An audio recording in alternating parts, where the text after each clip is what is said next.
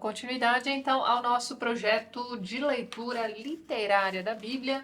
Hoje a gente conversa um pouquinho sobre mais um texto deuterocanônico contido aqui na Bíblia do Peregrino. Depois vocês me digam se na Bíblia de vocês também consta aí o livro de Baruque, né? Como vocês viram aí no título. E a gente conversa hoje também sobre um outro livro que, na verdade, é um textinho de 1,5 página, chamado Carta de Jeremias, né? Aliás, 2,5 páginas. E olha só para você ter uma ideia, Baruque é composto por 5 capítulos, né? E essa carta de Jeremias é considerado o 6º capítulo de Baruque. Mas tá, vamos por partes. Vamos nos lembrar primeiro de quem seria esta figura, né? Quem foi Baruque? Baruque foi um escriba, amigo e secretário do profeta Jeremias, né? Aparentemente, ele era membro de uma família nobre e era um erudito.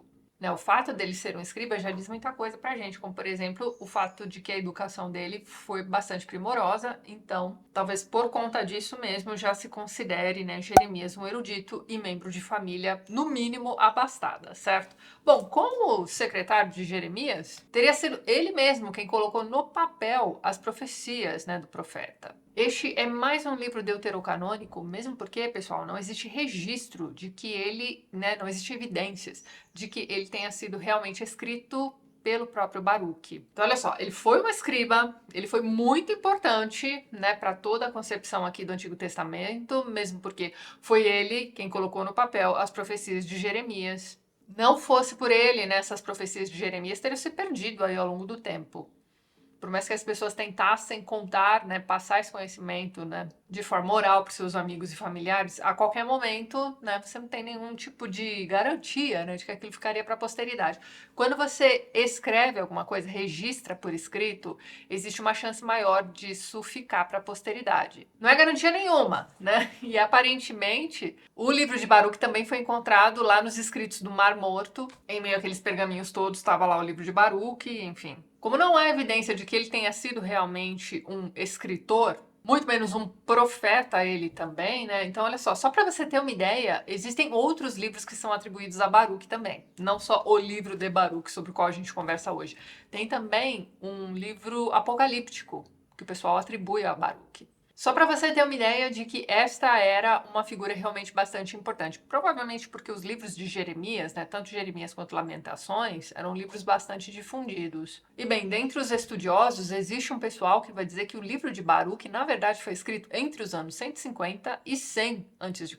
Então, tem a menor chance dele ter sido escrito pelo próprio Baruque. Aí você pode até se perguntar, tá, mas eu escrevi um livro aqui, eu quero muito que entre para o Antigo Testamento e vou atribuí-lo a Baruque. Por que eu faria isso, né? Bem, você tem aqui uma figura bastante importante por conta dos registros feitos por seu punho, mas você não tem um grande nome, né? Ele não é um dos patriarcas, não é um dos grandes profetas, não é nada disso. Ele é só uma figura secundária, talvez, né? Dentro aqui das figuras grandes do Antigo Testamento. Bem, você atribui uma certa credibilidade, né? Àquilo que foi escrito quando você atribui ao escriba. Provavelmente o escriba mais conhecido, né, até o momento, pelo menos. Só lembrando que nós estamos lendo o Antigo Testamento em ordem cronológica. Logo, logo a gente termina e entra no Novo Testamento. Mas então, deixando de lado um pouco essa questão da autoria, vamos dar uma olhadinha no livro de Baruque mesmo, propriamente dito. Bem, este aqui não é um livro que conte uma história com começo, meio e fim. Então, geralmente, quando a gente pega um livro para ler que traga ali no título o nome do profeta ou da grande personagem, enfim, a gente já se prepara para ler ali, no mínimo, uma certa biografia dessa pessoa, né? Quais foram os seus grandes feitos e tudo mais. Não é o caso aqui em Baruque. Veja só que curioso. A gente sai da leitura deste livro sem saber nada sobre ele, a não ser... Este é um livro, pessoal, que só vai fazer sentido quando lido em contexto. Você tem que conhecer o contexto da história de Jeremias, o contexto do exílio na Babilônia. Como ele vem logo depois das Lamentações de Jeremias, tudo faz sentido. Como eu disse para vocês, este é um livro composto por 5 capítulos, bem curtinhos. É um dos livros mais curtos que nós já lemos até o momento. 5 capítulos, mais a carta escrita pelo Jeremias. Enfim, essa é mais uma, né, mais um daqueles textos que a gente não tem certeza se foram escritos. Na verdade, a gente sabe que não foi escrito realmente pelo próprio Jeremias. Inclusive, no texto de introdução aqui da Bíblia do Peregrino, é dito que essa carta de Jeremias é, na verdade, olha só, Tomando pé nas cartas de Jeremias aos desterrados, um autor anônimo da diáspora compôs esta breve sátira contra a idolatria. A carta parece dirigida a homens da mesma fé do autor e possuidores de pouca cultura. Então você vê, é uma coisa bastante comum você atribuir esses textos a essas grandes figuras, e esses textos vão ganhando aí uma certa importância, né? Tanto é que os livros estão aqui na Bíblia Católica, né? Só lembrando, pessoal, que eu simplesmente escolhi a Bíblia Católica porque ela traz aí esses livros deuterocanônicos, e aqui na nossa leitura literária da Bíblia a gente quer ter o panorama mais abrangente possível da leitura da Bíblia mesmo. A gente ainda vai entrar nos apócrifos também a qualquer momento, enfim. A qualquer momento não, né? Digo, a gente vai terminar o Novo Testamento a perder de vista, a gente não tá com pressa aqui neste canal. Um dia a gente chega aos apócrifos, não é mesmo? Mas então, este livro é dividido em duas grandes partes. Aqui eu estou falando especificamente de Baruque, vamos deixar a carta de Jeremias um pouquinho para lá, tá? Mas então, dividido em duas grandes partes, sendo a primeira delas uma espécie de oração em que se reconhece os pecados dos israelitas. Só lembrando que tudo isso aqui foi escrito, nesses 3 últimos livros, foram escritos no contexto do exílio na Babilônia, tá certo? Muito bem. Então você tem os israelitas reconhecendo, né, seus pecados, e eles estão simplesmente buscando perdão. Então, basicamente é uma oração em que o povo arrependido se reúne novamente. Então, no comecinho aqui do livro de Baruque, você vai ver o pessoal se unindo para fazer vaquinha, para repor objetos aí que foram perdidos, limpando ali os... Bom, então, imagine que eles estão aqui organizando aquela bagunça toda que eles fizeram nos últimos tempos. Então, primeiro eles limpam a casa, né, para depois receber aí, se for o caso, né, para depois pedir, na verdade, por perdão e aguardar que o perdão venha. Afinal de contas, quando você vai receber uma visita na sua casa, a primeira coisa que você faz, né, ou a primeira coisa que você deveria fazer é dar uma organizadinha na sua casa, não é mesmo? Pois então. Então eles vão dar aquela limpada na lambança que eles fizeram, e vão clamar ao Senhor aí, vão dizer que precisam da ajuda dele, vão pedir a Deus que volte a olhar para o seu povo, vão pedir ajuda, perdão e também que os livre do mal. A vida em exílio não era nada fácil, hein? Lembre-se disso. Então, primeiro você tem a confissão dos pecados. Por exemplo, confessamos que o Senhor nosso Deus é justo e que hoje a vergonha nos oprime. Judeus e habitantes de Jerusalém, nossos reis e governantes, nossos sacerdotes e profetas e nossos pais, porque pecamos contra o Senhor, não fazendo caso dele. Desobedecemos ao Senhor nosso Deus, não seguindo as formas que o Senhor nos havia dado. Então, primeiro você tem essa confissão e depois você tem aí a oração em si. Você vai lendo essa oração que é até bem bonita, até chegar a um trechinho chamado Exortação sobre a Sabedoria. Esta aqui seria a segunda grande parte deste livro. Então aqui você tem Baruque virando para o povo e dizendo o seguinte, olha só, pessoal, na boa, vocês sabem que isso aí que está acontecendo com vocês foi anunciado. Com vocês não, né? Com a gente, porque Baruque estava lá naquele meio também. Então, vocês pecaram pra caramba. O que vocês esperaram que fosse acontecer? Vocês viraram as costas para as leis do Senhor. Vou ler um trechinho aqui, olha só. A que se deve, Israel, que estejas ainda em país inimigo, né? Eles estão na Babilônia, que envelheças em terra estrangeira, que estejas contaminado entre os mortos e te contem entre os habitantes do abismo. É que abandonaste a fonte da sabedoria.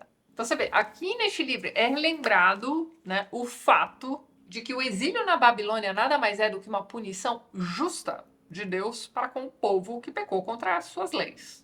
E aqui você tem também, mais uma vez, olha lá, uma exaltação da sabedoria. E aqui a gente precisa lembrar o que é que nós estamos falando quando nós falamos sobre sabedoria no Antigo Testamento. Você conhece as leis, você segue as leis e você transmite as leis para as próximas gerações. Só lembrando que o conhecimento e a aplicação das leis levam a uma vida bem vivida. Então, é sobre isso que nós estamos falando quando nós falamos de sabedoria aqui neste contexto bíblico, certo? Quando Baruque lembra que tudo isso de ruim que está acontecendo com Israel no exílio, é que abandonaste a fonte da sabedoria, de quem ele está falando? Está falando de Deus, né? A sabedoria vem de Deus. Ó, se tivesse seguido o caminho de Deus, habitarias em paz para sempre.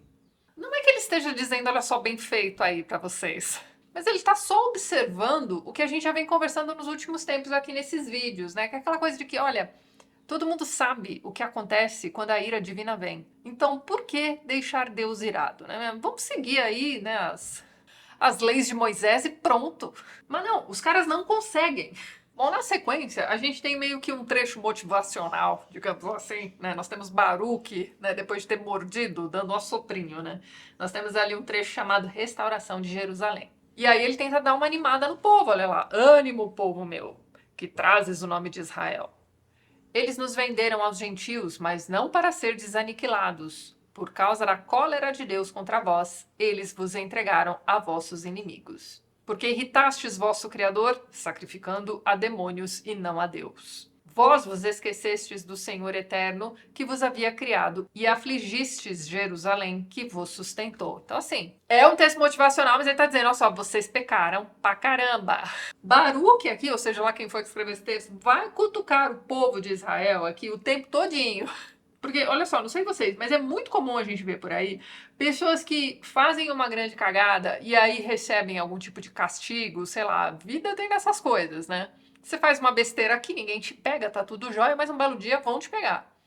E aí tem sempre aquele cidadão que vira pra você e diz assim: eu não sabia. Como não, camarada? Você sabia sim.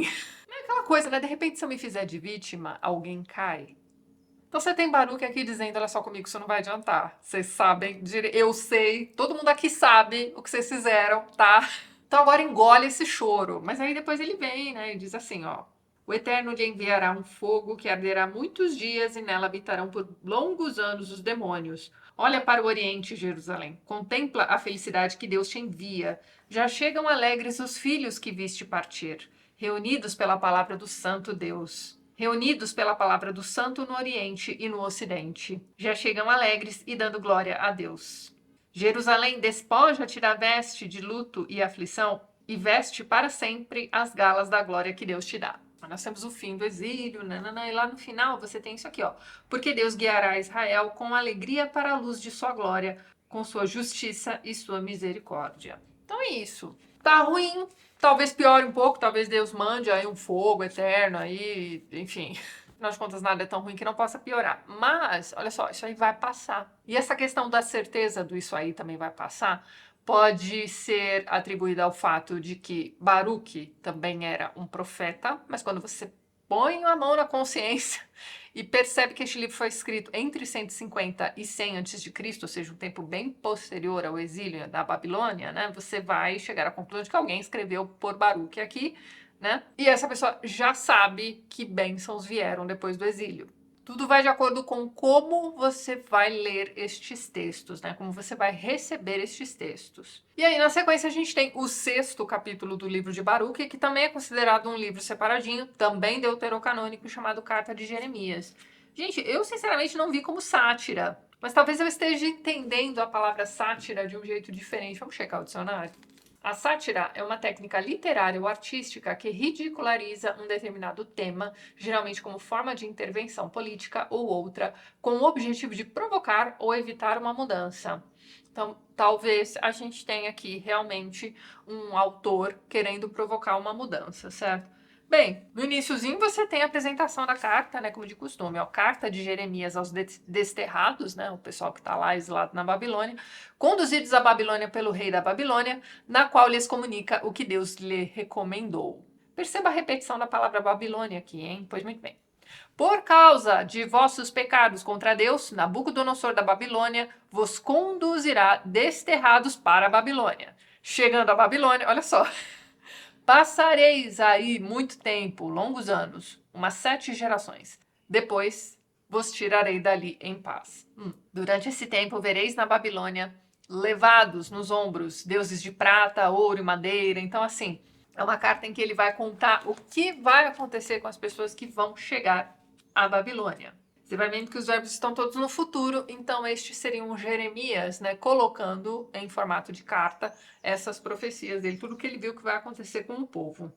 Olha esse trechinho aqui para você perceber se está havendo aqui uma sátira ou não, olha só.